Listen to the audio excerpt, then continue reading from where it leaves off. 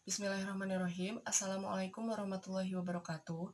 Perkenalkan, nama saya Ririn Oktaviati, absen 19 dengan NIM 1807052 Penjas 5C UPI Kampus Sumedang. Di sini saya akan menjelaskan tentang kedaruratan medis 1, yaitu gigi lepas, mimisan, dan asma.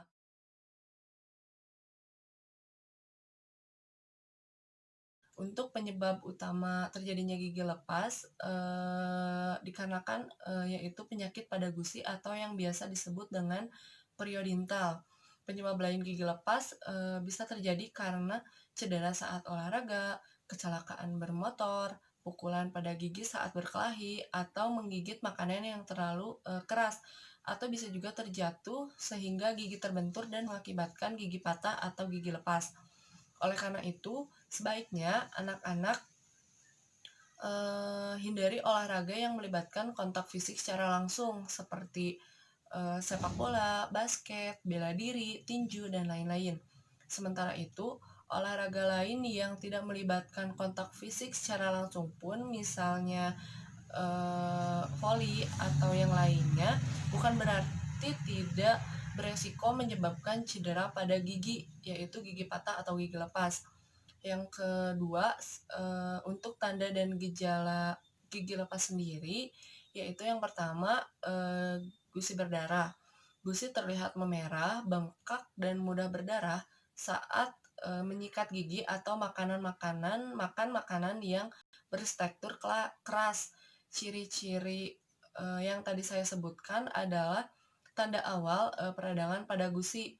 Peradangan gusi terjadi karena pengerasan plak gigi akibat penumpukan bakteri di bawah gusi. Jika dibiarkan kondisi ini terus-menerus, kondisi ini bisa menyebabkan gigi lepas dan bahkan masalah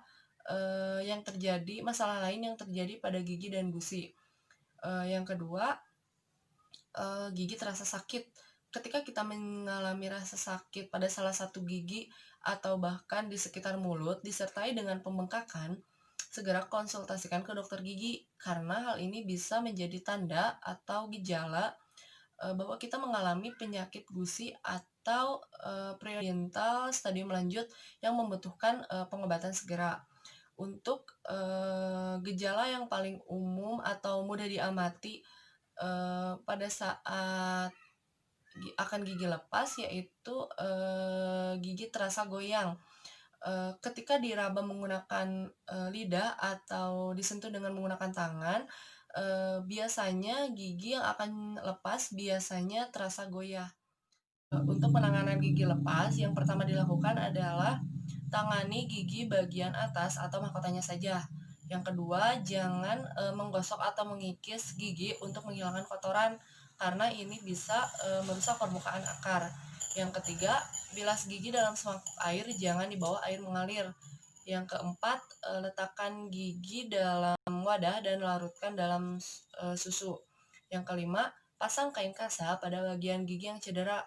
Nah, yang keenam, yang terakhir, bawa ke rumah sakit untuk dilakukan reposisi. Yang untuk penanganan gigi patah, yang pertama itu jangan panik.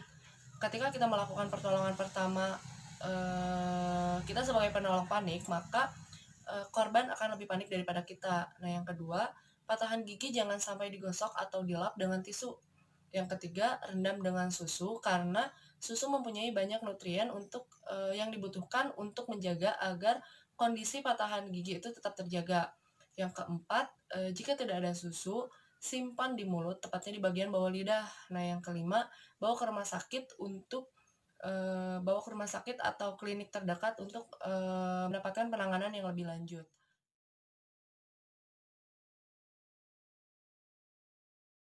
Yaitu mimisan. Untuk penyebab mimisan sendiri, yaitu yang pertama dikarenakan suhu udara yang ekstrim. Suhu udara yang ekstrim dapat membuat anak menjadi lebih mudah sakit, terutama anak yang memiliki daya tahan tubuh yang relatif rendah. Suhu udara yang cepat berubah dari panas ke dingin atau sebaliknya, itu dapat memicu mimisan yang terjadi pada anak-anak. Yang kedua, perubahan cuaca yang ekstrim membuat anak mudah terserang flu. Saat anak terserang flu, maka mereka akan menyeka hidungnya apabila terlalu kuat, maka dapat menimbulkan mimisan. Hal ini dikarenakan pembuluh darah di area hidung itu relatif lemah. Yang kedua yaitu karena kelelahan. Kelelahan tidak hanya membuat stamina tubuh itu menurun, tetapi pembuluh darah juga melemah. Ketika anak mengalami kelelahan, ia bisa saja tiba-tiba mimisan tanpa mengalami benturan pada hidung sebelumnya. Nah, yang ketiga terjadi karena benturan. Pada saat bermain, anak-anak beresiko tinggi mengalami cedera. Salah satu kondisi yang bisa terjadi adalah hidung terbentur. Pada saat hidung terbentur, pembuluh darah di hidung itu bisa pecah dan akhirnya keluar darah dari hidung. Yang keempat dikarenakan alergi. Nah, yang terakhir kebiasaan mengorek hidung. Karena anak rasa ingin tahunya itu tinggi, maka kebiasaan mengorek atau mengupil terlalu dalam itu atau terlalu kuat dapat menyebabkan mimisan. Untuk tanda atau gejala dari mimisan itu sendiri, yang pertama, gejala utamanya itu adalah keluarnya darah yang berasal dari hidung. Darah dapat keluar dari kedua lubang hidung atau hanya satu lubang hidung. Jika mimisan terjadi saat berbaring, biasanya terasa seperti ada cairan di belakang tenggorokan sebelum darah keluar dari hidung. Mimisan yang parah perlu penanganan medis segera. Hal-hal yang harus diperhatikan adalah pendarahan yang hebat, detak jantung tidak teratur, yang ketiga tertelan darah mimisan dalam jumlah besar yang menyebabkan muntah, sesak nafas, dan wajah pucat.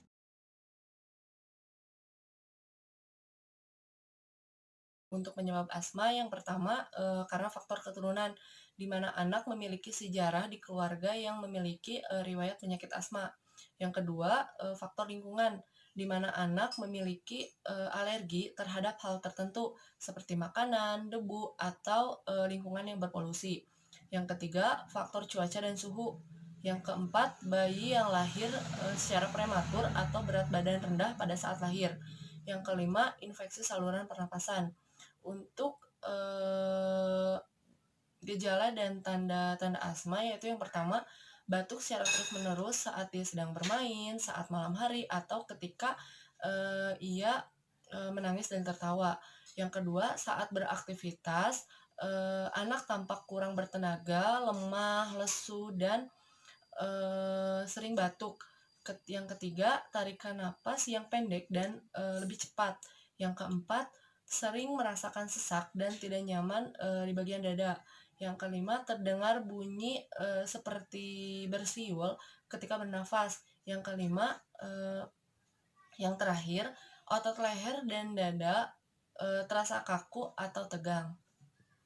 Untuk penanganannya, yang pertama, jauhi anak dari pemicu serangan asma seperti polusi atau benda yang memicu alergi asma.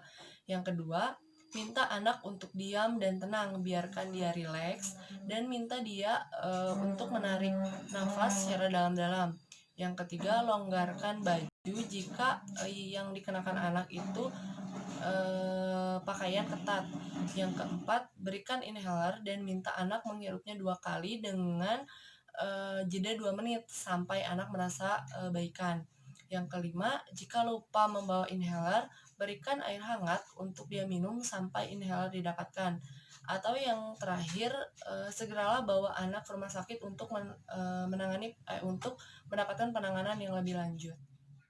Untuk cara penanganan mimisan, yaitu yang pertama, tenangkan korban, jangan sampai panik. Yang kedua, dudukan agar hidung lebih tinggi daripada jantung. Yang ketiga, bungkukkan badannya ke depan, beri instruksi agar bernafas dari mulut. Yang kelima, tekan pangkal hidung selama 5 atau sampai 10 menit. Yang keenam, bersihkan darah di bagian luar hidung. Setelah terhenti, bersihkan lubang hidung dengan air.